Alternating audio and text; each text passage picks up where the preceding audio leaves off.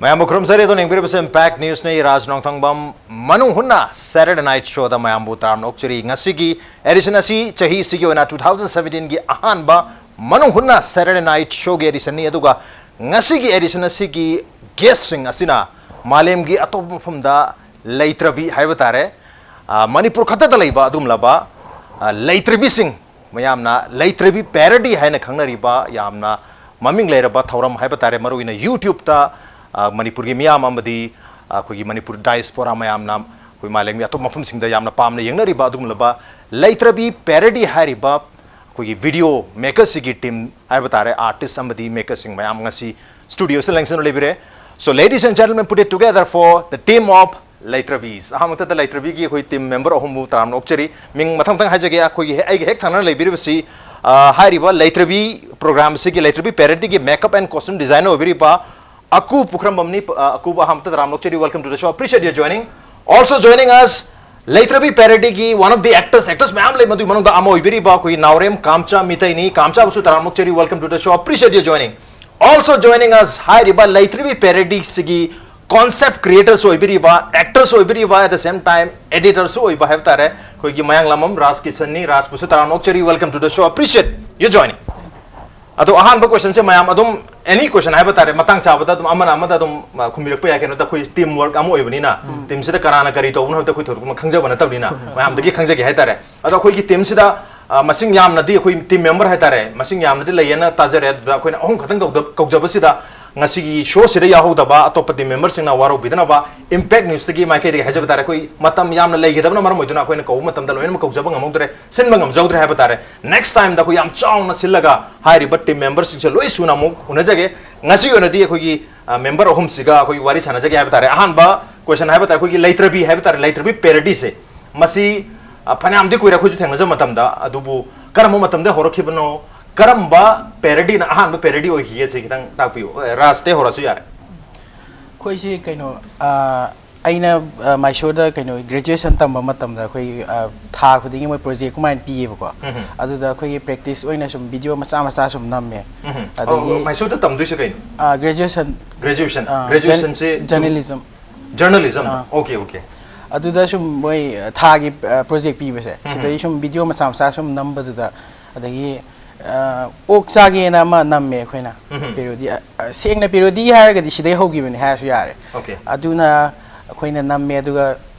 Soma Leitrabi actress mangwanda khoina share tawbane ba adagi adu mangwanda mathang kano sai thokhraga adagi amina pa me khole na hainare adagi Leitrabi parody na adum adudagi hogi bani ha yare okay OKSA gi hai se koi hu cha gi hai film sigi parody oi dunia aduri se chaurana chahi kyam ki mamang oi dino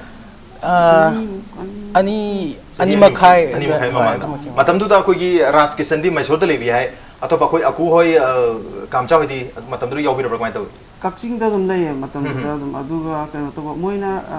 kan OKSA gi se mai sudai mati ama namme na aduga yum da thora kan da mati am nam bane adu ai su ek to yaw adu moina yum da thola ga nam che na toroga adu number first da hogi ne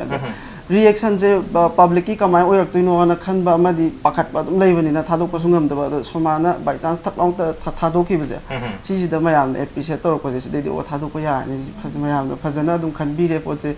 thadok pa ya ni na da first da OKSA ge de hogi okay OKSA ge have se gi hogre adu ko gi hairi ba team sigi journey sida ko gi makeup artist amoina costume designer amoina habitare koi Leitrabi ki yamna mayam da noning haliba atraga yamna distinctive hoile je costume ga makeup ke sunu oi re tare ado akusu madu gi damta yam sabro lobiri makeup artist amoina designer amoina kyam koi re koi Leitrabi da yobira buse adum hu cha ge taw se sida ge dum hore mako ke dum hore ha tare okay ado kari maruina costume je ko yeng jam tam costume si mana gi mandi manaraga masida kara molhan magumba adu mitai ham yauri adu makeup si su yamna kahe tare yam distinctive chu oya adu yamna koi thori actor sing se tongan ba koi Hollywood ki film da hai tare ne ko mi asi busingi hai tare adu ki type ka su man zombie ki type hai tare masi koi da ki ja masi idea se ase comedy kai over chatlaga di mayam na pamna ni na khallaga tawbani adu adumaya to tawi okay comedy over chat pai tare koi parody ka asem wan to pai tare ko matau tamba se da henjen bai tare henjen matau tamba okay adu sumaina ꯍꯧꯖꯤꯛ ꯐꯥꯎꯕꯁꯤꯗ ꯄꯨꯟꯅ ꯄꯦꯔꯣꯗꯤ ꯀꯌꯥꯃꯨꯛꯇꯤ ꯁꯨꯕꯤꯔꯦ ꯄꯨꯟꯅ ꯇꯧꯃꯤꯟꯅꯔꯤꯁꯦ ꯑꯗꯨ ꯈꯨꯝꯖꯕ ꯌꯥꯏꯀꯣ ꯔꯥꯖ ꯑꯣꯏꯕ ꯌꯥꯏ ꯑꯣꯏꯕ ꯌꯥꯏ ꯍꯥꯏꯐꯦꯠ ꯅꯤꯡꯁꯤꯡꯕꯤꯕ ꯄꯦꯔꯣꯗꯤ ꯇꯣꯇꯦꯜꯗ ꯀꯩꯅꯣ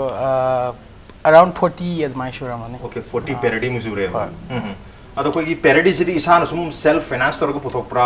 mayam khaiga narga tawbra natraga koi producer gumba leibra mai tawise. producer leiti adum khoin khe adum pullaga team moina adum tawbani angam ngam adum dress puthokna khotpa adu tawraga adu sigi kai hadare koi revenue haigadra masina sale tanjaba ngambra mayam di kai kai di tawbi masigi dam ta kitang haibiu madugi mata hadare financial gi problems kitang lem no male. Kano ako YouTube to target pa siya. Sida ako friends in the suggest or ko dagi monetize to na tawe. Sa himug pare. Adu dagi budi kharga lai lak ba hisu ako subscriber yam da ba khota bani na kaisu yam lak badi na te ado star so kharga di lai adum next ki parody number da kharga dress tang phi dang or so tang lai bag di ko na re. Okay, dress pau lai badi ko na re. Adu bo huju bogi ona di mayam se dum isai sai setting am dum na ri hai tare ko. Adu kari challenge thang na bi maro ina makeup tu posisi am chang mani adu costume dadi ka na chang mani kari having ngai dai. Costume se yum da sisinaba masagi leibado adugumba adagi sidadi yam kana kaino ki araiba pot ayaba pot akoi taraga leiba adumbana semjan mangak na yam kana di Okay, bazar se leiru dong na te ba. Tangai fata kan dai si yawe. Okay, tangai fata pot ka di leidu ni. Weird oi bo object ke se. Koi kaino yum da yan pada ga segar ga set pasu yawe dagi bedsheet to smaina kisilaga peti bel fazil to basu yawe. Okay. Okay, ato khoi atop akhoi na copy tori ba product hai tare na sing original do. Adu ko manaw sung to du ni adu smaina. Akhoi firol ama hekta loction ba sekta yaba jala kai to jano. Adum yainge mana badum tawre mana badu shooting to kan da costume gi idea je ai seng ai makti ka am kan na diaw de ba do RAJKIDSUN na de aku oi lai je RAJKIDSUN dum costume je ma dum semja ba ke do yaw ba do moi idea je yam na kai de no khang de pa tawsal laga ma mal han ya ngam ba ke ma adagi lai ge ta thela su kai de no khang de ma ta tawsan ba adagi mit na mal han ba dai kai de lai ke no wa chap ma na ba sem ba ngam ba je ma adagi lik ama si ra su kai nam taw su adu lik na ta ba pot ama na nok na ba mana to lok san jala ge ta hapchan ba ngam moi costume gi moi yam hai ba yam adu moi taw pa se ato akoi gi KAMCHA si actor amo ni yawi bani na RAJKIDSUN su acting tawba dum thengna jai hari parody sida akudi makeup artist na dum lebi bra yaw de sida camera ma mang da thok pase hada ama thok okay intro to dore ba queen hai ju queen no yek jai aseng ban du or winning re ba tu city oram dre koi aku ile re aku gi intro idu ne ba ado masu sembal loi dre ba kai to ri warik tang lebi sembal si loi san loi dre ba mate ki lam da hari ado hadi shooting su loi dre ba shooting su loi dre karino se kitang hai bi ya ba queen se kai oi dino se Queen se kita se ke moi mayam na dum thon ming ne okay maming su budi queen nan thon du ne ko gi character maming amam loi pi hai tare ko parody sida ada ko gi aku gi su mathang dalak pa series ta queen nan khang na ba queen nan ho bi intro to horam ne ado queen hai ba handa ki parody se series sida mayam na yeng phang du se karino kitang hai dok pa ya ba khara le ge dum hai dok piram hai tare phopudi tholok tri adum hanagi mawong sida dum chatle asina English ki se oin dawbane okay English ki sei sigi parody oi dune ba hoi mama jo ko English ki parody su khar thena jare adagi Hindi gi bo even thena je ha tare dab toroga yaw ba sum basidi hadi Manipuri gi ne hena appreciate to bi pra to Hindi gu masisu koi Manipuri wang dagi ha tare ne adu mayam na comment pira ko feedback to lei ro mai to yam lai yam atopa outside tagi comment phajana pirakpa adagi akoi parody ji phajana yeng bagi adagi akoi Facebook ta su message adum tha birakpa adum yam phajai ko nei ne message phajana to birakpa adagi outside ta leiba mai te macha ga asima phajana adum yeng adum parody se adum moina adum okay comment ki matang da di hanu su okay comment ki matang se ta RAJKIDSUN gi site gi comment se adum mayam nungsi bi dana akoi 90% di adum appreciate to bi re ba adaga adum thabak ama tawrabani na pam da so dum yawe mina ana khara adum yawe khara comment dislike koi ba ado hoji phauta koi parody ama produce to bata koi my subject to khena bani na ama ga dagi koi gi idea du ros amaruina production du ro khena ramani koi sale da so ha production gi budget ta su ma project to project dum khena ramani ado koi at least koi average the yeng matam da production ama to matam da kyam ti dum changbi koi example loina ko handa akoi pabongi choirabi na manam bado adudi khara adum hygiene gare location so koi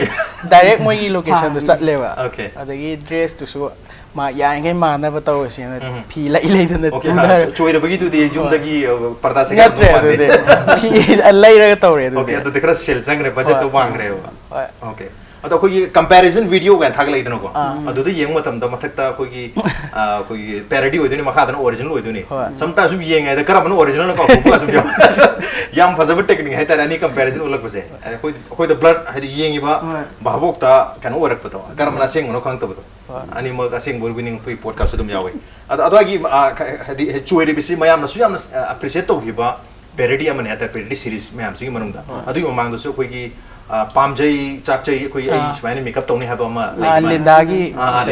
koi lindagi sei duma adu su mayam na appreciate ai ju ahan da thang matam da lindagi sei dur thang na jab ne da gi parody series sum oje kulet tan khaga dum yengjari ha dare ado klang haba koi choira bigi se choira bigi si masida koi gi mi su yam actor su ko original da su aduga koi gi parody da su masi number gi nungai awan wai kitang share to bi ha tar kare gi thena bi number sat pada koi kaino taw yawe iski balagi si sequence ma pasi kaino da chingung khok ta namme ba adu number da sat di chat luraga koi nong chu bagi gari putharaga laikhom le taira halak paga su yam yawe okay adagi aida puspani chaba kan da u ka ba ngam da bagi awa su yam yawe okay chang kan no seli ko costume du ba no pi costume oi bani ada koi adu gi hari ba isai sida choiri bisida agogi keno se kamcha se ishita gi role ma sa de se ming su ma amna bisita na tombiro mana de series da kari ai bi nge si role se to bibna nungai yamna keno to ka dum free oibo movement khara su dum phange de RAJKIDSUN na ta la kan da sumai to na graph se hara kan da ingon da su ma ai ga chana ga da design to ma khange ba aduna si to dang har pa aina su hena nungai ja ba ma dai hapchal laga hena mai ino khanna ba kai dau si ya hapchal laga kol to yam kan nungai ba dai nupa unga thang ga ko ado koi si number se hani original se mayam se loina phajana yengmin raga ai ne to go to acting se si ne se khanga to bra na traga henjen nga so tum to san ma dum yaw ba jar ga ma to hana dum masing tho e dum keno se original se adu duga sidai kamai to di heno phajani akoi parody direct ta ga do form se adu dum khanna ga dum to ayam matam maina okay koi shooting matam se nungai ram do male maroina makeup ka loisalak pui matang sai sagam bo kari ai akoi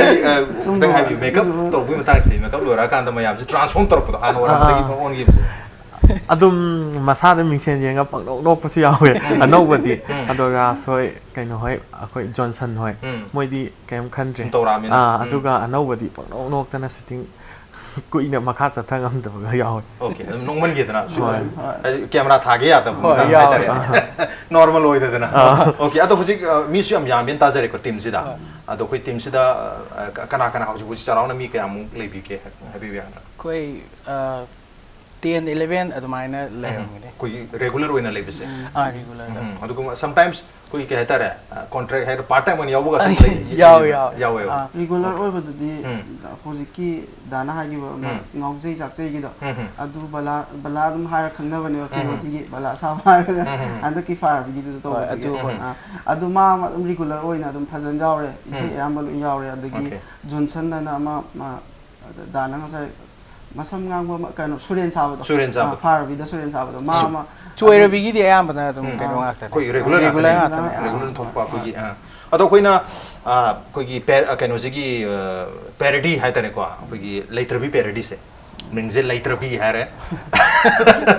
ado idu kitang khani Leitrabi hai se kai no koi ai ga sai how do podum hai jagare malayam gi mafam amta da lai roi da ba adum laba team ni adum laba acting ni video ni aduna bo Leitrabi hari ni aseng boy mai ujala mai to ki summe da koina mai khanna ba ama su koi gi kani ai mi amana phajai na set la lak ni ba dress amana trame ka ma design ma aduga ai sana pakna ni sungkang khang da bi da ha chin ba to ma aduga ngani ya so lai ta bi da mi aduga da mi na yen ka so sai reaction do pom sungkang khang da ba pa to rai do kai no na kya me ta da for adugumba adugi idea du ne wa Leitrabi okay ado akudi kai khali Leitrabi gi makeup to runi Leitrabi hayeng di shoot lai na traga si lai khali ta matam je da hachang da haitare ko Leitrabi hang matam se da wakhan da kari lai ꯂꯩꯇ꯭ꯔꯕꯤꯁꯦ ꯑꯍꯥꯟꯕ ꯇꯧꯀꯥꯟꯗ ꯃꯃꯤꯡꯗ ꯇꯥꯕꯗ ꯅꯣꯛꯅꯤꯡꯉꯦꯕ ꯑꯗꯨꯒ ꯁꯨꯝ ꯇꯧꯔꯛꯈ꯭ꯔꯕꯅꯤꯅ ꯑꯗꯨꯝ ꯍꯌꯦꯡ ꯇꯧꯗꯣꯏꯁꯤ ꯀꯅꯥꯅꯣ ꯀꯩꯅꯣ ꯃꯥꯗ ꯀꯃꯥꯏꯅ ꯇꯧꯔꯗꯤ ꯐꯅꯤ ꯑꯗꯨꯃꯥꯏꯅ ꯁꯥꯒꯠꯂ ꯆꯠꯂꯦ ꯍꯧꯖꯤꯛꯇꯤ ꯀꯣꯃꯦꯗꯤꯗ ꯁꯤꯔꯤꯌꯁ ꯑꯣꯏꯁꯜꯂꯦꯕ ꯁꯨꯝ ꯇꯧꯔꯛꯑꯃꯤꯅ ꯀꯣꯃꯤꯛ ꯑꯣꯏꯔꯛꯇ꯭ꯔꯦꯕ ꯏꯁꯥꯒꯤ ꯑꯣꯏꯅ ꯑꯌꯦꯡꯕꯗꯣ ꯀꯣꯃꯤꯛ ꯑꯣꯏꯖꯕꯒꯤ ꯋꯥꯅꯤ ꯇꯧꯔꯤꯕ ꯑꯩꯈꯣꯏꯗꯗꯤ ꯑꯗꯨꯝ ꯁꯤꯔꯤꯌꯁꯂꯤ ꯃꯁꯤ ꯂꯧꯔꯒ ꯊꯕꯛ ꯇꯧꯔꯦ ꯍꯥꯏꯕꯅꯤ ꯌꯥꯝ ꯅꯨꯡꯉꯥꯏꯖꯩ ꯑꯗꯣ ꯍꯥꯏꯔꯤꯕ ꯑꯩꯈꯣꯏꯒꯤ ꯌꯨꯇ꯭ꯌꯨꯕꯁꯤꯗ ꯑꯩ ꯁꯨꯝ ꯌꯦꯡꯖꯕ ꯃꯇꯝꯗ ꯑꯩꯈꯣꯏꯒꯤ ꯇꯤꯝ ꯃꯦꯝꯕꯔ ꯑꯃ ꯑꯣꯏꯔ ꯃꯥꯅꯦ ꯑꯩꯈꯣꯏꯒꯤ ꯀꯨꯅꯥꯟ ꯍꯥꯏꯗꯅ ꯀꯨꯅꯥꯟꯁꯦ ꯂꯩꯈꯤꯗ꯭ꯔ ꯃꯥꯅꯦ ꯑꯗꯨ ꯀꯨꯅꯥꯟꯒꯤ ꯂꯩꯈꯤꯗꯕꯒꯤ ꯃꯌꯥꯝꯅ ꯌꯥꯝ ꯃꯤꯁ ꯇꯧꯕ ꯍꯥꯏꯇꯥꯔꯦꯅꯦ ꯑꯗꯨꯒꯤ ꯚꯤꯗꯤꯑꯣꯒꯁꯨ ꯊꯦꯡꯅꯖꯩ ꯑꯗꯨꯒꯤ ꯚꯤꯗꯤꯑꯣ ꯌꯦꯡꯕ ꯃꯇꯝꯗ ꯑꯩꯉꯣꯟꯗꯐꯥꯎ ꯊꯨꯛ ꯂꯥꯎꯕ ꯍꯥꯏꯗꯤ ꯄꯨꯡ ꯍꯥꯏꯗꯤ ꯑꯩ ꯄꯤ ꯊꯥꯈꯤꯕ ꯈꯪꯍꯧꯗꯕ ꯍꯥꯏꯇꯥꯔꯦꯅꯦ ꯑꯗꯨꯝꯕ ꯚꯤꯗꯤꯑꯣ ꯑꯃꯁꯨ ꯑꯣꯏꯈꯤ ꯀꯨꯅꯥꯟꯒꯤ ꯋꯥꯔꯤ ꯈꯤꯇꯪ ꯂꯤꯕꯤꯌꯨ ꯃꯥꯁꯨ ꯌꯥꯝꯅ ꯚꯔꯁꯇꯥꯏꯜ ꯑꯣꯏꯕ ꯑꯦꯛꯇꯔ ꯑꯣꯏꯅ ꯊꯦꯡꯅꯖꯩ ꯑꯩꯈꯣꯏꯒꯤ ꯕꯁꯟꯇꯒꯤ ꯅꯣꯡꯉꯥꯜ ꯂꯩꯃ ꯍꯥꯏꯕ꯭ꯔꯒꯅꯣ ꯑꯗꯨꯗ ꯑꯩ ꯊꯦꯡꯅꯖꯕꯅꯤ ꯃꯥꯁꯦ ꯑꯍꯥꯟꯕ ꯑꯣꯏꯅ ꯑꯗꯣ ꯃꯥꯒꯤ ꯑꯦꯛꯇꯤꯡꯁꯨ ꯌꯥꯝꯅ ꯐ꯭ꯂꯣꯂꯦꯁ ꯑꯣꯏ ꯌꯥꯝ ꯅꯨꯡꯁꯤ ꯌꯦꯡꯕꯗꯁꯨ ꯈꯤꯇꯪ ꯍꯥꯏꯕꯤꯌꯨ ꯃꯥꯒ ꯊꯦꯡꯅꯍꯧꯕ ꯅꯝꯍꯧꯕ ꯃꯌꯥꯝꯁꯦ ꯔꯥꯖꯀꯤꯁꯟꯗꯒꯤ ꯍꯧꯖꯒꯦ ꯀꯩꯅꯣ ꯑꯩꯈꯣꯏꯒ ꯑꯗꯨꯝ 2010 ꯑꯗꯥꯏꯗꯒꯤ ꯑꯗꯨꯝ ꯄꯨꯜꯂꯛꯄꯅꯦꯕ ꯏꯃꯥꯟꯅꯕ ꯑꯣꯏꯅ ꯑꯗꯒꯤ ꯄꯦꯔꯣꯗꯤ ꯃꯥꯁꯨ ꯑꯦꯛꯇꯤꯡ ꯄꯥꯝꯃꯤ ꯈꯣꯠꯂꯦꯅ ꯍꯥꯏꯔꯦ ꯑꯗꯩꯗꯤ ꯑꯩꯈꯣꯏꯁꯨ ꯍꯣꯏ ꯑꯗꯨꯗꯤ ꯄꯦꯔꯣꯗꯤ ꯅꯝꯁꯤ ꯈꯣꯠꯁꯤ ꯍꯥꯏꯔꯒ ꯃꯥ ꯑꯗꯨꯝ ꯌꯥꯎꯕꯅꯦꯕ ꯃꯥ ꯏꯟꯇꯔꯦꯁ ꯌꯥꯝ ꯂꯩꯅ ꯌꯥꯎꯔꯝꯕꯅꯦ ꯃꯥꯁꯨ ꯑꯗꯨꯒ ꯂꯥꯏꯕꯛ ꯊꯤꯕꯗꯒꯤ ꯀꯩꯅꯣ ꯕꯁ ꯑꯦꯛꯁꯤꯗꯦꯟ ꯑꯃꯗ ꯂꯩꯈꯤꯗꯕ ꯑꯣꯀꯦ ꯕꯁ ꯑꯦꯛꯁꯤꯗꯦꯟ 2000 ꯀꯩꯅꯣꯗ ꯂꯩꯈꯤꯗꯕꯅꯦ 15ꯗ ꯑꯣꯀꯦ ꯑꯩꯗꯤ ꯊꯦꯡꯅꯍꯧꯗ꯭ꯔꯦ ꯃꯥꯒ ꯊꯕꯛꯁꯨ ꯇꯧꯃꯤꯟꯅꯍꯧꯗ꯭ꯔꯦꯕ ꯑꯣꯀꯦ ꯑꯣꯀꯦ ꯍꯧꯖꯤꯛ ꯀꯩꯅꯣꯗ ꯃꯥꯒꯤ ꯌꯪꯒꯔ ꯕ꯭ꯔꯗꯔ ꯑꯃꯨꯛ ꯀꯨꯝꯃꯦ ꯃꯥꯒꯤ ꯀꯩꯅꯣ Okay. ꯍꯧꯖꯤꯛꯀꯤ ꯄꯥꯏꯂꯣꯠꯀ ꯁꯥꯕ ꯃꯥꯒ ꯄꯥꯕ Okay. ꯀꯩꯅꯣ Okay, habis choire video ise. Hoi, kinori Pilot se- sari se mana pa oidune Hoi, ba. hoi. Okay. Eno aje kunal leitraga su kunal gi mana pa na husik mo selaga yauri hadare ko. Aku je thengna obra kunal ga thabut. ꯊꯦꯡꯅꯍꯧꯋꯦ Komai tawi kunal ga thabut tong na ꯑꯗꯨꯝ ꯅꯨꯡꯉꯥꯏ ꯑꯗꯨꯝ ꯃꯥꯁꯦ ꯑꯗꯨ acting ꯇꯧ ꯍꯥꯏꯕ ꯑꯗꯨꯝ ꯇꯧꯋꯦ ꯑꯗꯨꯒ ꯈꯪꯍꯧꯗꯦ ꯑꯩꯁꯨ ꯃꯥ ꯂꯩꯇꯦꯗꯣ ꯀꯣꯟꯅ ꯂꯩꯈꯤꯗ꯭ꯔꯀꯥꯟꯗ Okay, adu kanda isa hadi isa manipur le hokta bazala. Lei ba. ꯈꯨꯗꯛꯇ accident Okay, accident khudakta adum leigidre ba. ꯀꯅꯥꯅꯣ ꯀꯩꯅꯣꯅ ꯊꯣꯏꯗꯣꯛꯅ ꯈꯪꯉꯨꯗꯦ ꯅꯨꯃꯤꯠ ꯅꯤꯅꯤ ꯍꯨꯝꯅꯤ ꯁꯨꯕꯗ ꯈꯪꯉꯦ Okay, yumdagi pau ꯐꯥꯎꯅꯔꯀꯥꯟꯗ ꯈꯪꯉꯛꯄꯅꯦ ꯈꯨꯗꯛꯇ ꯑꯗꯨ ꯅꯨꯃꯤꯠꯇꯨꯗꯤ ꯈꯪꯍꯧꯗ꯭ꯔꯦ ꯃꯌꯥꯝꯁꯦ ꯑꯣꯀꯦ ꯌꯥꯝ ꯅꯨꯡꯉꯥꯏꯇꯕ ꯊꯧꯗꯣꯛꯅꯦ ꯍꯥꯏꯇꯥꯔꯦ ꯑꯗꯨꯕꯨ ꯍꯧꯖꯤꯛ ꯐꯥꯎꯒꯤ ꯂꯩꯔꯤꯕ ꯑꯩꯈꯣꯏꯒꯤ ꯄꯦꯔꯣꯗꯤ ꯁꯤꯔꯤꯁ ꯃꯌꯥꯝꯁꯤꯒꯤ ꯃꯅꯨꯡꯗ ꯑꯌꯥꯝꯕ ꯑꯩꯈꯣꯏꯒꯤ ꯑꯣꯔꯤꯖꯤꯅꯦꯜ ꯏꯁꯩꯗ ꯑꯗꯨꯝ ꯇꯧꯕꯁꯨ ꯌꯥꯎꯏ ꯑꯗꯨꯒ ꯁꯝꯇꯥꯏꯝꯁ ꯁꯛꯇꯣꯛꯑꯒ ꯍꯥꯏꯇꯥꯔꯦꯅꯦ ꯉꯁꯥꯏꯒꯤ ꯑꯩꯈꯣꯏꯒꯤ ꯂꯤꯟꯗꯥꯒꯤ ꯏꯁꯩꯒꯗꯨꯗꯤ ꯑꯗꯨꯝ ꯁꯛꯇꯣꯛꯄ ꯃꯥꯜꯂꯦ ꯁꯣꯏꯔꯕꯗꯨꯗꯤ ꯑꯗꯨꯝ ꯑꯣꯔꯤꯖꯤꯅꯦꯜ ꯑꯗꯨꯝ ꯊꯝꯕ ꯃꯥꯜꯂꯦ ꯑꯗꯣ ꯑꯩꯈꯣꯏ ꯁꯛꯇꯣꯛꯄꯁꯤꯡꯁꯦ ꯁꯤꯗꯤ ꯀꯅꯥꯅ ꯃꯔꯨꯑꯣꯏꯅ ꯁꯛꯄꯤ ꯑꯗꯨꯝ ꯔꯥꯖꯅ ꯑꯗꯨꯝ ꯁꯛꯄꯤꯕ꯭ꯔꯣ ꯀꯃꯥꯏꯅ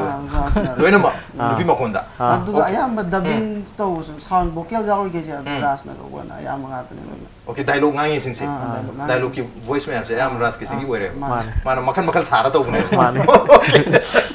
Okay, aduri ras ki sanji yawre imna ras ki sana huji pawda sakki bai sei mayam sing hai tare ne sidagi ningsang bi ba ama ngasi nupi konjen da ras ki konjen na tabda mati am tang sakbiram Pusparani su ya aduni kwai memorable oiba ras ki sangi Pusparani adu maming se kogi ras ki sangi ming se Pusparani oigudagi Pusparani ka thengna jai ro ꯀꯩꯅꯣꯒꯤ ꯑꯣꯏꯅ ꯁꯛꯆꯔꯛꯑꯦ ꯉꯁꯥꯏꯒꯤ IDK ꯅꯤ ꯑꯣꯏꯅ Oh IDK ni koi lindagi sei se Funny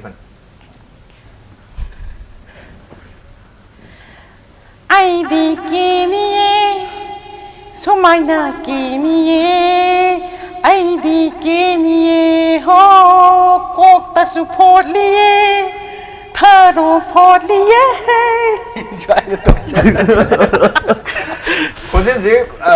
masi sumaina thok na bon apna bi konjen to bai intentionally effort ama thadara to doini Hoi ado anga wa adu sumaina sum salak pa jalak mai to bi adum agarangidagi adum wanik play kai chum tholakpada khara adum tawre khara aduna adum khangbe adum line kitang line thoi aigona moidagi dei ni kitang line smai line project ti adum toi to ramni na project sum khara zum hainara ba haitare ko ado kamcha lak choge kamcha gi huji pauda koi bisita gi role am lekhre atop kari kari parody sing da yobi khre kitang habi parody se aina yawse oksa gi da ama yaw oksa gi howai se ready menen gi tawraga saraga adagi ready menen sadui se aduga kamcha na sai ne ready menen gi role se aduga marakta ama angang ahungi sayam layeba chalu sikor sina to chalu sikheru sina adugi aduda angang ama saba ama yawgre adagi kainogi medagi saba ama yawgre adagi isita saba aniyam ABC 0 gi da ama adudi thadok Okay ABC 0 gi hojik loidri bra kitang wali ayam number ko padi lore Okay editing ki part walo bai tare editing wali aduga mati ꯍꯥꯞꯀꯗꯕ ꯈꯤꯇꯪ ꯋꯥꯠꯂꯤ ꯑꯌꯥꯝꯕꯗꯤ ꯂꯣꯏꯔꯦ okay ABC 0 ꯁꯤꯗ ꯑꯩꯈꯣꯏ ꯊꯦꯡꯅꯗꯣꯏꯁꯤ ꯃꯁꯤꯗ ꯀꯔꯤꯅꯣ ꯃꯁꯤꯗ ꯑꯅꯧꯕ ꯄꯨꯔꯥ ꯔꯤꯀ꯭ꯔꯤꯌꯦꯠ ꯇꯧꯗꯣꯏꯔꯥ ꯑꯅꯧꯕ ꯑꯣꯏꯅ ꯅꯠꯇ꯭ꯔꯒ ꯐꯤꯂꯝꯗꯨꯒ ꯑꯗꯨꯝ ꯏꯃꯥꯟ ꯃꯥꯟꯅꯕ ꯖꯥꯠꯂꯥ ꯀꯃꯥꯏꯅ ꯇꯧꯏ sida khenaba khitangdi khenarani kainogi film dadi choreographer du yawtabne baby sha salam choreograph tawbneba ado akhoi gi sida ma gi character amaga pusilakani okay shooting spot ki mana takpagi lawba khotpa chaiba ngam khara yawrani okay ado akhoi gi sumaina asengba mi singi matau tamaga tawbsida mayam nobda dum encourage tom dom wale manipur dadi koi sumaina amtu thoktrib na parody ga manipur dadi aha mane atare ko hoji pudi atopa mayam se tum khaga tawnara mane parody se parody akhoi gi Leitrabi parody uru budagi hatare mayam se inspired hoye esa koi ju koi tawi ai na ga tum tawnara pudi male kari habi ningi akhoi gi reaction se koi asengba singer sing asengba actor sing hatare moi gi sati kyam yam na encouragement phangbi koi tawi oi phajana piye appreciate phajana tawe ade moina we na encourage tawe RAJKIDSUN noi kango si ai isai asima thok tawrabani si namo hai moi thokringai de hana pe yawe adumai tawe am yawe si si manam namo o kholo la ha kan tawribani hojik number loira ga release tawdorabani asi isai je kan tawna adu moina hana pirak pasu adum yawe okay hana dum bisala ko moina hen thawai yawbi bai tare encourage to yawe adu khoi gi keno se makeup artist on leram badagi aku se handakti queen oidorom ne Leitrabi parody ki queen Leitrabi hata adu ko member me am ju Leitrabi la dum khana mane video ki lor koda all the Leitrabi sky re मैं आपसे Leitrabi है तो खाना रमाने को अभी तो कोई हारी पर कैरेक्टर की मिंग जो हम पीपी बा विन गाय ना कोई चिंजाओ भी सेलर गाय चिंजाओ भी स्विफ्ट गाय ना ये कोई बिशिता ले रहे पुष्परानी ले रहे मैं तो नहीं हम हमें तो कोई aku jo handak ahan boy queen no indolo tore ko queen la tringai gi mara sida mayam gi hadi aina bodi makeup nung ti tau doi ni hadi aku gi site gi makeup nung ti tau ba adagi costume am design tau ba isa di ho yaw to ba yaw ning bode dum baro ne hetare ne ko adu koi tau gi masi mamang da yaw moi na haibne yaw de hojiki sida som phagi oi kai oi tawra ga mate khara tawra RAJKIDSUN atha do ki hone queen je mathem khatra hadi masi complete oi sem oi dab jala pull up same gen hai ai so hoi na di hai okay aduna haibdi makha tarak pada queen khata na atau ko mayam se yeng phang duri ba ko ya ko ya no je ko hairi ba Leitrabi ohum jiga Leitrabi parody ki Leitrabi ohum jiga koi makha ta na wari sana je ke patang so break log je break ti am thonjer ke Manung Hutna Saturday Night Boom yeng ta dron lebi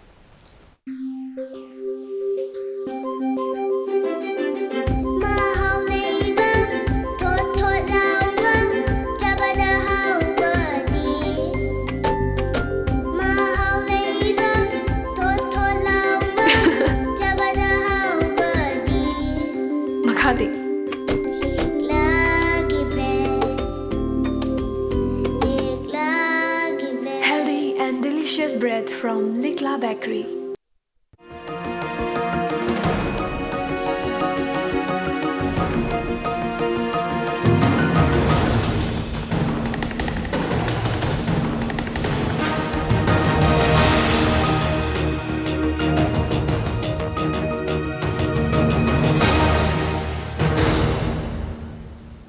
Welcome back adon eng berbasi Manung Hutna Saturday Night Show ni aduga ngasigi show sigi showstopper singna Manipur gi miyam gi amata ngairba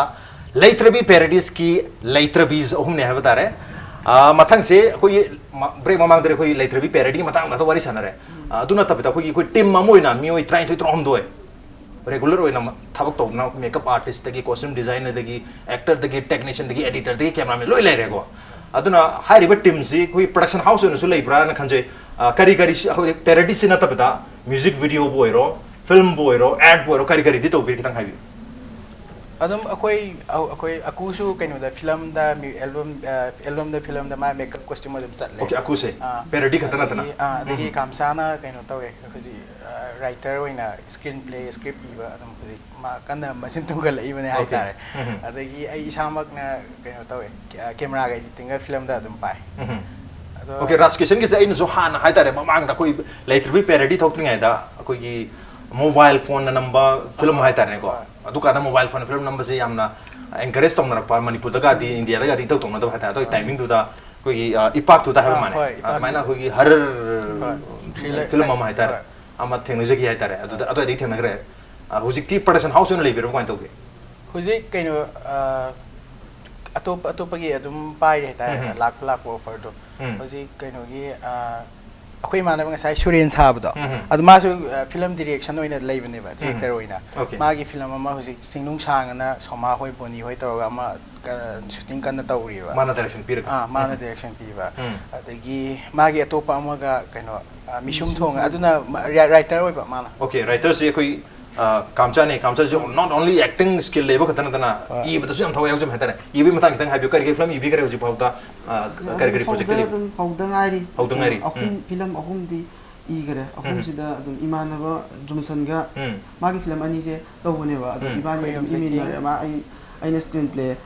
तौबा मचिंग नुंचांग सिमा ले अदुगा कनो गी मिसुम तौसिमा इबानी तौमिने अदुम screen play सु story सु लोइना अदगी खुयम चैथेंग ना मा तामुग्यानन गी अमगा तौई अदु शूटिंग लोइरे एडिटिंग तौरगा लैरि होजि ओके रिलीज तौद्रि बगातने लागा तो फिल्म गाते अपकमिंग गातना है ngai tar hatane ko ado koi ga akhugi di kamai tawi atopa film sing music video dasu yamna kano to khutha bigre habne karam ba music video film sing da yaw bigre music video si mamang da akoi gi che saro ja hoi tauba ma lei moi adu award ka phange adu okay अदु music video ममिंग दिनिंग जिंग बिद्रा थादोक तो ने चत खरवा थादोक तो चक्र बान राजिंग song तो कइनो दा नोंगिन गी दा फंग ओके नोंगिन कोई म्यूजिक वीडियो फेस्टिवल तो 2014 ला नंगी तो 2014 दा अदु दा ओइ गी मोय बेस्ट मेकअप तौबदी खोय अनि तौमिना बने नाउ तो लॉन्ग जम हजिक दum तौई दो मा गे फानी पुन्ना फंगिना बा पुन्ना फंगिना बा अदुगा फिल्म ददी दum एल्बम से खरा लैगे को अदुगा फिल्म ददी दum अैना हौरक्पददी दा जेनी अदगी तामोग्यानन मोइगी एसिस्ट ओइना अदुम चलेको अदुगा इतोंदा पायरक्पददी हौरक्पदा पिरांगक्ता थोइबी सायरन अहुम अदु हौरे दो मोइ रासोइना हौजु पनि फिल्म अहुम दो अदुसु दो मेकअप कॉस्ट्यूम अनु पाए ओके अमाजे मेकअप सु कॉस्ट्यूम सु अनिमोनि पाए बेजे उसिगी कोई मेकअप की स्पेशल स्किल लमा मथुक तानी अरगी डिजाइनिंग की जो हतारे सो मैं हमसे तुम तोबिरक्प्रा तंग हाइबी सागी ओइबा बैकग्राउंड हतारे मेकअप से हान बदा कइनोगी दा जेनी खुराई मागी मखादा तमकपने तो तामोग्याननी मखादा मेकअप कैरेक्टर अमु खरा नैनरे अदुगा तामोग्यान मखाता ना मु माना डिजाइनर ड्रेस कॉस्ट्यूम के असी अमु कइनो ताकपिरे अदुगा दुम हौजी दुम मोइगी गाइडलाइन मखा ओके मोगी मणिपुर की हाइसिंग लबा मेकअप आर्टिस्ट मैम से की गाइडलाइन मखा दा तम थोला बने बा अरे थोला गा मधु की मैम तो ले चुगायरगा कोई पैरोडी कोई मेकअप मखा हदि क्या में दादम हम विजन बजे असी क्या हम चैलेंजिंग होई कमाई तो हुई असे नुंगाई मखला बने अको अदुगा एकोइना प्रैक्टिकल उजाजिंग कइनो नन तो इसिबो का हाइद्रो थागले अदुगा प्रैक्टिकल तौबम अमसु होयगा याम नुंगाई ओके एक्सपेरिमेंट तौबगी प्रैक्टिस तौबगी तंजाम फंगे हमने याम नोजे दो अकोगी खतन खंजगे हुजिपुदी स्क्रीन राइटर अमोइना स्क्रिप्ट राइटर अमोइना जु याम फजन को थाबिरे हरे फिल्म अहुम पाइपलाइन दले रे अपकमिंग आतनी इसागे ओबे खितंग बैकग्राउंड हाइतारे को खितंग हाइबियो एजुकेशन बैकग्राउंड बोयरो लाइफम बोयरो खितंग अंदु खितंग हाइबियो ai kakching da dum kakching chumnang lai kai ko e ko aduga ai gi min kamcha dum lai la gi ai gi graduation loi sal le 2013 da da adugi hosi pokje dum film ire e parody kummi lagi अदु ममांगदा कोई अतोबा थबक तौगे का वखन लेगिब्रा माइ तौगी अदुम हौबदि दम film दा दम interest ओइराबा अदु film दि तिना palm जरे अदु हाना दे अदु आइना ई बसे अदु आई पी इंगै दे अदु हाई स्कूल पेरते अदु इरे अदु अदुगा अदु 11 to karakpa dagi graduation torpa khulapa mayam ma dum igreba अदु कनो तौनबा लैतबा अदु रासोइ जे सुंग थेंग दे पुनदेबा अदु मतमदा अदुगा कोना दा पुनबने मोइगा रास का पुलखि बसे कमाइन तौगिबना adum aku first tinare first akoi kaksinga tanina batch mana dabagi khaga khena bagi pundaba adu ma ta thingnare adidi mana pusalle adu rasoiga pulle adu johnson hoi myam thingnare dai tamogyan nu loi thingnare adu aina hana dai iba pamba khotpa adu leibanina tawro ya ni nang si tawsi khana ji khoje tawraga idea do share tawnaga dai adu igi bene film adu hoi nupi gi role tawga na parody da harak pase adu as koi none khan gi brmai to ai adu ahan bad oksa ge to baje nupi gi role su natte ba adu da ai khalle ba adum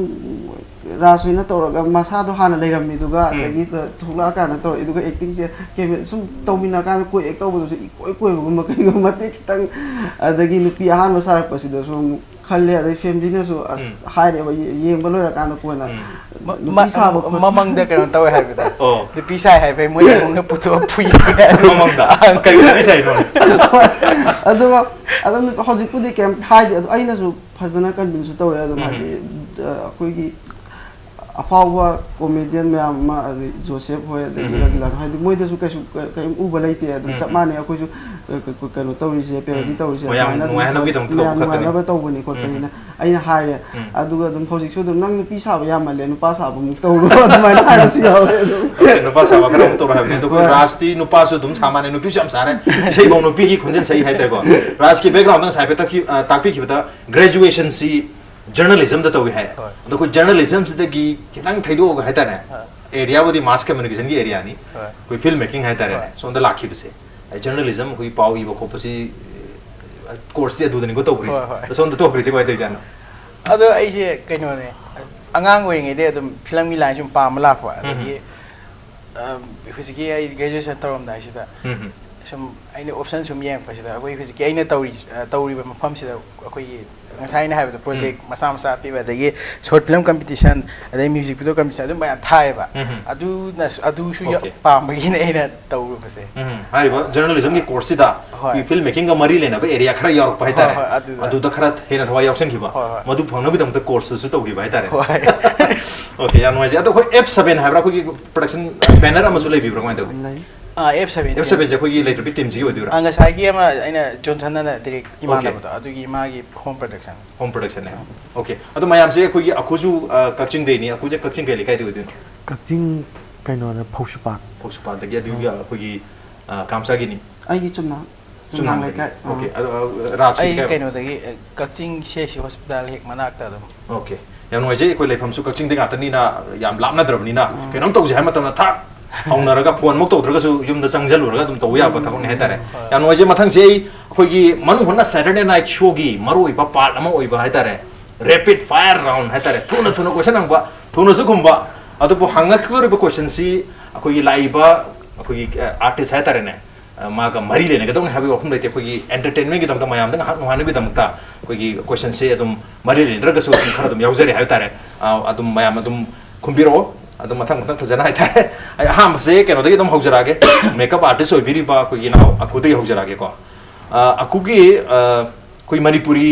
film industry ꯍꯥꯏꯇꯥꯔꯦ ꯄꯤꯛꯆꯔꯒꯁꯨ ꯑꯃ ꯂꯩꯖꯔꯤꯕꯁꯤꯗ ꯑꯩꯈꯣꯏ heroine ꯃꯌꯥꯝ ꯂꯩꯗꯅꯀꯣ ꯃꯌꯥꯝꯁꯤꯗꯒꯤ ꯈꯟꯖꯕꯗ ꯍꯥꯏꯇꯥꯔꯦ makeup ꯇꯧꯕ ꯃꯊꯧ ꯁꯨꯡꯇꯥ ꯇꯥꯗꯦꯅ ꯈꯟꯖꯕ ꯐꯦꯁ ꯅꯠꯇ꯭ꯔꯒ ꯍꯤꯔꯣꯏꯟꯁꯦ ꯀꯅꯥꯅꯦ ꯈꯟꯖꯩ ꯕꯂꯥ ꯃꯦꯀꯞ ꯇꯧꯗꯁꯨ ꯌꯥꯗꯣꯏꯖꯥꯠꯂ ꯌꯥꯔꯣꯏ ꯌꯥꯅꯦꯕ ꯇꯧꯗꯁꯨ ꯌꯥꯕꯅꯦ ꯍꯪꯖꯔꯤꯁꯦ ꯇꯧꯗ꯭ꯔꯁꯨ ꯌꯥꯕ ꯍꯥꯏꯁꯦ ꯍꯣꯏ ꯍꯥꯏꯒꯦ ꯕꯂꯥ okay bala okay mathangsina akoi costume su design to we have nina any dress ama phajagera thibra lairabagi oire na khunbagi oire western oigera akoi manipuri dress traditional oigera ame ki matamda pai chane yana khanba hero na heroine jidi kana kana oibi soma heroine da hero da kana hero da ti kaiku self project phata phajaba aman bor jadum phajaba do okay mathangse ꯑꯩꯈꯣꯏꯒꯤ makeup ꯍꯥꯏꯕꯁꯦ ꯏꯁꯥꯅꯁꯨ ꯌꯥꯝꯅ ꯊꯋꯥꯏ ꯍꯛꯆꯥꯡ ꯌꯥꯎꯅ ꯇꯧꯕꯤꯔꯤ makeup ꯍꯥꯏꯕꯁꯦ ꯀꯔꯤꯅꯣ ꯍꯥꯏꯕꯁꯤ ꯋꯥꯍꯩ ꯑꯍꯨꯝ ꯈꯛꯇꯗ ꯑꯦꯛꯁꯄ꯭ꯂꯦꯟ ꯇꯧꯕꯤ ꯃꯦꯀꯞ ꯍꯥꯏꯕꯁꯤ ꯃꯤꯒꯤ ꯑꯦꯅꯥꯇꯣꯃꯤ ꯑꯋꯥꯠꯄꯗꯣ ꯁꯦꯝꯒꯠꯄ ꯑꯗꯨ okay wahai ahum di kitang hentak tare du yare anatomy award pada makeup pa ko okay mathang si makeup amadi costume designing ani jiga manung da ama choose to haita de karam choose to win makeup adam to ni okay first love ni haib tane ko aham pamjagi bu do oi pani na okay mathang gi kitang mari lene da question ni haita mi ama nungti gi ko numit khudengi mi se aina khupang na thadraga di ai se sigada ba adu natraga chahi ma da aina mi ma hatraga di ai khudang sigada ba karam khusi no phayin kan bi khupang na tha okay adu nungti thala raga di hingdui ne ba okay mi hat padu di yam lu bani na hat pangam oi okay yang ngai mathang si hujik se ningdam dawar pani na chinjak cham haure ha tare ko adu bu punchi suppa hinjang amaka sikha dum charaga leibang amni na khan hinjang ji kai pai hau ba pam jawa ta sina dum char ngai punchi suppa tai ja du ju ai khan jaw hinjang mushroom gi ja se dum uyen uyen se ko si se ngai ni ha okay yang mai mathang se khogi lupa lising ani sapi ano tholi je ngang tak to se ko ping ma chu gi se ma si bandal lama lupa la ne tare ma se khun dar ga di kari to bin ꯑꯗꯨꯗꯤ ꯑꯩꯅ ꯃꯦꯀꯞꯀꯤ ꯄꯣꯠ ꯆꯩ ꯂꯩꯁꯜꯂꯦ ꯌꯥꯝ ꯂꯦꯝꯗꯧ ꯃꯥꯜꯂꯦ ꯑꯃꯅ costume ꯑꯃ ꯂꯩ okay ꯑꯗꯣ ꯑꯩꯈꯣꯏ ꯍꯨꯏꯁꯨ ꯂꯩ ꯍꯧꯗꯣꯡꯁꯨ ꯂꯩꯀꯣ hui mayam na ngona chik tei tana baga hodong mayam na ngona chik tei tana karam phai khan bi ꯍꯧꯗꯣꯡꯅ hodong na sefo en khan bi hodong chik hadi hodong chik so en khan bi bro ꯑꯩ ꯀꯥꯎꯕ ꯉꯝꯗꯦ okay ya noise yam phazan khom bire mathang sei kamcha da lakcharage kamcha si yam phauba actor mo oibaga yam maming leiba director mo oibaga karam phai khan bi natraga screen writer mo oibaga karam phai khan screen writer do noin pamjei isana ju pamjabani na okay aduga khoi mathang gi mapok sit ino no mapo mo in porokpaga handak mapok ki non khangjeri ba haidi kuji pokda ina khangri mayam se sigalo na amona porokpaga kam phai khan bi anu bo ina handak ki siga mari kep nina to kep mari lenda anu won porok phayo okay hodong macha ama apik pa nung sigra hodong macha ama hat ya dre ko adu hat paga hui masa yam nung sibam dare adu ani jemang da karam hapam phai khan bi hui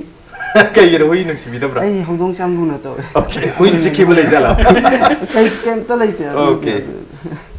okay ngasai hangjegi wahang doni punsi chupa chinja ama khakse du charaga adum hingba ngamni khanjaba adum chinjak se hinjang je kai ring hanbi kangsoy adum nungti charju yare okay dream job ngasai idea bi gre dream job se dum screen writing se dum oi bi bra atopa sina tabakari guma koi film line se nalam raga di kari kari thabu kadi to bini ai kano to isai sakpa gumba se sigumba ba me adum hujik se dum khaga dum sakpi bro sakti ai sa harakani na sakki ama okay wathang si akoi hujik lai ripa chief minister akoi gi ngarang na han akoi tarik mari hatane ko disam gi tarik mari da election law thoke badai di model call up conduct chane khep dai di akoi gi powers loit paina da taraga su akoi gi chief minister hai tar hujik pari chief minister se ko onar ga wari sana gi tanjam phang tar ga di kari matang da wari sabin kari haibin hojik ki adum blockade ki matang gi sen blockade handok piro piro yam ware okay aroi ba question si isa je koi samga su hui blonde machu hai tare ko sangbiri aduna yamna style hai tare post ta bada style oi bada post ta bahare se mani putri post ta bahare chana re ko post ta bada out of 10 point tarai manung da point kya um bibini point kya um post ta re kan bi ai sa sira sam jira isa pulap oi na point tarai manung da point kara bi isa da pijo hai tare point kya bi post ta bada one adum bi self confidence like this okay interest like it paksa de oi pakra to jala samga se okay adu pakche hai tare koi mi khodi makta posu ya damne du akoi gi kamjana to bira samga ja dum pakche hai tare sakso koi mani pumsa ga malo dre have yeng bada mathang jai rajkishan da lakchage rajkishan jai ge mingsu manare raj adu ai khitang khangni se raj ta kit kire angang hai bani ko san habam sanjan numit ne spelling se son ju na te ba kit san se kai da lak mai to bijan khoi ba na hai ba ko ras kisan hai na mai na thoni to me adagi unique oi di ha sin dok pan hai ma na common oi na okay mara sem dok pi ne ras kitchen se spelling se okay ya moi ji repeat bhai de hok dri ko just khang ning hang jaba ko repeat bhai question hok jara ge camera ko natraga editing machine natraga acting ahum jing manung da karam ba posak natraga karam hiram se yaw draga di punsi se nuai tien khan bi editing se okay editing se en pam jai ba camera de su acting de su okay ya moi ji mathang si karam bai sei na hujik thoi bai sei anu apha bai sei khara di thole edna ko si manu sa karam bai sei en sa di kwaire thine sakpa ngam nen kan jai edi parody gi ni ko ai biri ajari thot la bi to thot la bi karam man thot ejemes na gi kitang matiam tang to bira mo ai di kwaire gi athi mo na sapir mo ta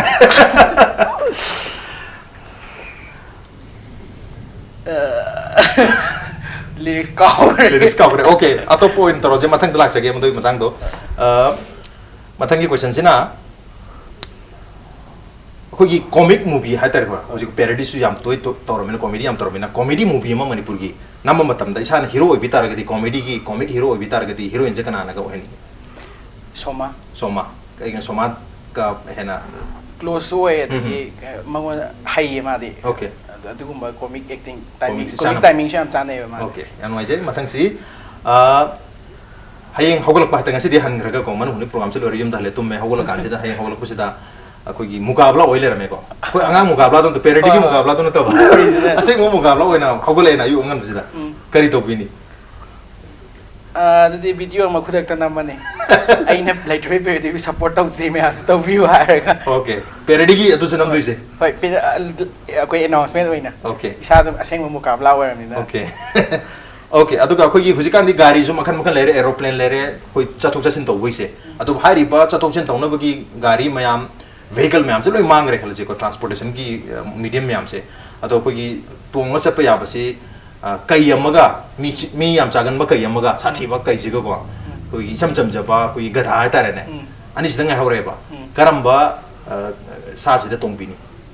ꯀꯩ ꯑꯣꯏꯅ ꯇꯣꯡ ꯀꯩ ꯑꯣꯏꯅ ꯁꯤꯔꯁꯨ ꯌꯥꯔꯦꯕ ꯀꯩꯗꯣ ꯑꯗꯨꯝ ꯈꯪꯗꯦ ꯀꯥꯈꯠꯂꯒ ꯑꯗꯨꯝ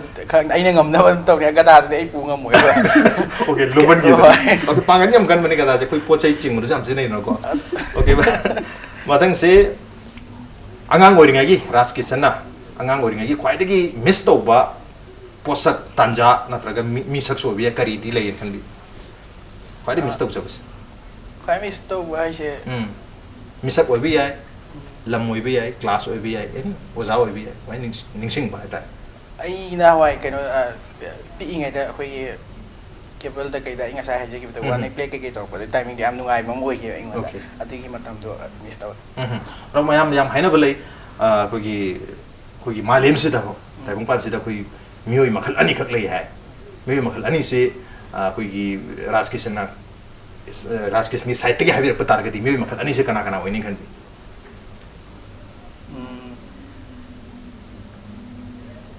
ꯐꯥꯒꯤ ꯍꯩꯕ ꯑꯃ ꯍꯩꯇꯕ ꯄꯦꯔꯣꯗꯤ ꯍꯩꯕ ꯑꯃ ꯄꯦꯔꯣꯗꯤ ꯍꯩꯕ ꯑꯃ ꯑꯩꯈꯣꯏꯒꯤ ꯋꯥꯔꯜꯁꯤꯗ ꯃꯤ ꯑꯅꯤꯈꯛ ꯂꯩ ꯄꯦꯔꯣꯗꯤ ꯍꯩꯕ ꯑꯃ ꯍꯩꯇꯕ ꯑꯃ ꯑꯣꯀꯦ ꯌꯥꯝ ꯅꯨꯡꯉꯥꯏꯖꯔꯦ ꯃꯊꯪꯁꯤ ꯑꯔꯣꯏꯕ ꯀ꯭ꯋꯦꯁꯟ ꯑꯣꯏꯅ ꯍꯪꯖꯅꯤꯡꯉꯤꯁꯤ ꯂꯨꯄꯥ ꯀꯔꯣꯔ ꯆꯥꯝꯃ ꯀꯣ ꯀꯣꯇꯤ ꯆꯥꯝꯃ ꯇꯣꯜꯂꯒ ꯅꯨꯡꯉꯥꯏꯅ ꯂꯩꯕꯒ ꯄꯩꯁꯥꯗꯤ ꯑꯃꯠꯇ ꯇꯣꯟꯗꯕ ꯑꯗꯨꯒ ꯊꯥ ꯑꯃꯗ ꯂꯨꯄꯥ 3,000ꯒꯨꯝꯕꯗꯪ ꯇꯥꯟ ꯉꯝꯃꯒ ꯋꯥꯅ ꯂꯩꯕ ꯀꯔꯝ ꯐꯩ ꯈꯟꯕꯤ ꯋꯥꯅ ꯂꯩꯕꯗꯨꯅ ꯐꯩ ओके सेल तौल नुंगाय लेदि सरुपुदी वारजु वाना लुपा 3,000 ताला नुंगाय लई फै वान लई फै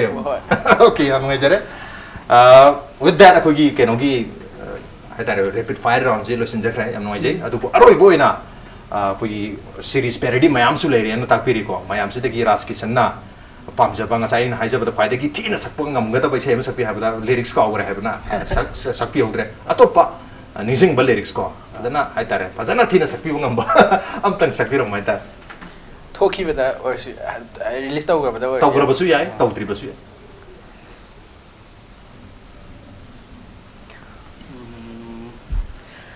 कइनोगी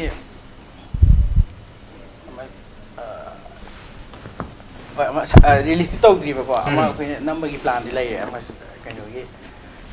सक्सरके कदरना योमलब थंबाल मी उदना हुरिबा नुपा खोजे सकतो आइगी थांबै माने नुपी खोजे सकतो बा नुपी दे खुमक तुइने ओके नत्ते नत्ते नत्ते हुरान बनत्ते नंगी थांमै दो नत्ते हुरान बनत्ते आइगी इखुता या चाइले सिंचरे रोकी अगरगी पैरोडी की सही मयक से अमुक लो इथु इदन को नौना असिसे तुम राजनीति थोपि प्रमाण तबे अतम तान अइने इबसु यावे दगी करी हागा वार्डिंग चाना नि मयाम तानरगा मयाम तान इबसु यावे अरोय बोइना इ केन दजु अखुदजु लाखरम गे अकु हुजिक लाखदरबो प्रोजेक्ट सिंगसिता करम करम प्रोजेक्ट ता ख्वाइदगी फजबा अखुगी मेकअप अमदि ख्वाइदि फजबा कॉस्ट्यूम सिंग मियाम ने यंगु फंगनि अदुदि मतम गे अफाव इसाई हेंगलेंगे पेरोडी अदम तोलक ओके पाबा थोलेंगे है तारे को कोई अखुगी दि करी करी प्रॉमिसिंग स्क्रिप्ट हाई गदर स्क्रिप्ट होम ले रे को अदुना तो एक्टिंग दा पैरोडी दो हाई तारगदी करी करी दि ले रे हुजिक से पैरोडी से कोंगोल गी अमा कोंगोल लाव हाई लाव ओ ताव हाई लाव से अदुगा कइनोगी अखोगी सिगी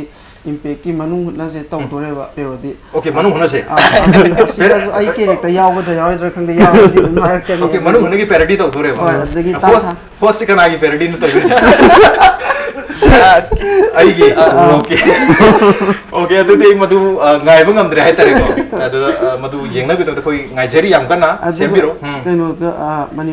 तान्था टॉप 10 से सिसिगा पैरोडी तौदोरे ओके कोई इंपैक्ट टीवी की तान्था टॉप 10 अमदि मनु हुना ꯑꯅꯤꯁꯤꯒꯤ ꯄꯦꯔꯗꯤ ꯇꯧꯅꯤ ꯍꯥꯏꯕ ꯌꯥꯝ ꯅꯨꯡꯉꯥꯏꯖꯩ ꯑꯊꯨꯕ ꯃꯇꯝꯗ ꯍꯥꯏꯔꯤꯕ ꯄꯦꯔꯗꯤ ꯑꯅꯤꯁꯤꯁꯨ ꯂꯣꯏꯁꯤꯟꯕꯤꯔꯒ ꯃꯅꯤꯄꯨꯔ ꯃꯤꯌꯥꯝꯗ ꯈꯨꯗꯣꯜ ꯇꯝꯕꯤꯌꯨ ꯑꯩꯈꯣꯏꯁꯨ ꯉꯥꯏꯖꯒꯤ ꯑꯗꯨꯒ ꯍꯥꯏꯔꯤꯕ ꯄ꯭ꯔꯣꯖꯦꯛꯁꯤꯡ ꯑꯁꯤꯁꯨ ꯑꯗꯨꯒ ꯑꯁꯤꯗ ꯅꯠꯇꯅ ꯑꯇꯣꯞꯄ ꯄ꯭ꯔꯣꯖꯦꯛꯁꯤꯡꯁꯨ ꯌꯥꯝꯅ ꯃꯥꯏ ꯄꯥꯛꯅ ꯐꯖꯅ ꯇꯧꯕꯤꯌꯨ ꯍꯥꯏꯕꯒꯤ ꯑꯩꯈꯣꯏꯒꯤ ꯋꯤꯁ ꯍꯥꯏꯇꯥꯔꯦ ꯃꯁꯤ ꯄꯤꯖꯕꯒ ꯂꯣꯏꯅꯅ ꯉꯁꯤꯒꯤ ꯃꯅꯨꯡ ꯍꯨꯠꯅ ꯁꯦꯇꯔꯗꯦ ꯅꯥꯏꯠ ꯁꯣꯗ ꯂꯦꯡꯕꯤꯔꯛꯄꯒꯤꯗꯃꯛꯇ ꯑꯃꯨꯛꯀ ꯍꯟꯅ ꯑꯩꯈꯣꯏꯒꯤ ꯂꯩꯇ꯭ꯔꯕꯤ ꯑꯍꯨꯝꯕꯨ ꯊꯥꯒꯠꯆꯕ ꯐꯣꯡꯗꯣꯛꯆꯔꯤ ꯑꯗꯨꯒ ꯂꯦꯡꯕꯤꯔꯛꯄꯒꯤꯗꯃꯛꯇ ꯂꯩꯇ꯭ꯔꯕꯤ ꯑꯍꯨꯝꯒꯤꯗꯃꯛꯇ ꯑꯩꯈꯣꯏꯒꯤ ꯏꯝꯄꯦꯛ न्यूज़ की मनु होना सैटरडे नाइट शो की कोई गिफ्ट हैम्पर स्पॉन्सर है तारे लिखला की साइट तक गिफ्ट हैम्पर से हम खुद तम जगह तो कैलेंडर से और लिखला की भाई है तारे thank you for coming to our show अखू एंड कामचा thank you for coming to our studio and राजकिदसन thank you so much for coming to our studio and कोई प्रोग्राम से वो मपुंग फान बिगिदम तमुखना थागा चुप होंदो थैंक यू मासिने ngasi manu huna Saturday night show ki tharom ngasi edition se karam to bi bagi khoi khan bir pe agani khoi mail id impacttv@gmail.com natraga khoi Facebook page www.facebook.com/impacttv manipur da join to biraga comment amati feedback tha bir pe agani with that this is Raj Nongthom signing off karum jari